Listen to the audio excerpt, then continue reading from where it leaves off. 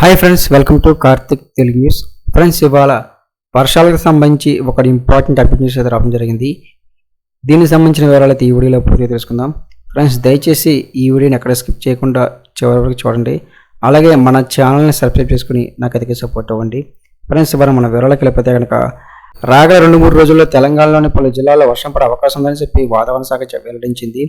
ముఖ్యంగా ఆదిలాబాద్, మెదక్, మేడ్చల్, మల్కాజ్గిరి, సంగారెడ్డి, వికారాబాద్, వరంగల్, హనుమకొండ, యాదాద్రి, భువనగిరి జిల్లాల్లో ఉరుములు మెరుపులతో కూడిన మోస్తారు వర్షాలు కురిసే అవకాశం ఉందని వాతావరణ శాఖ అయితే చెప్పింది.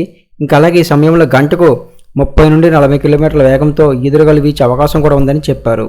ఇంకా అలాగే అటు ఏపీలో కూడా పల్నాడు, ప్రకాశం జిల్లాల్లో అక్కడక్కడ ఈదురుగాలతో పాటు వర్షాలు కురిసే అవకాశం కూడా ఉందని అన్నారు.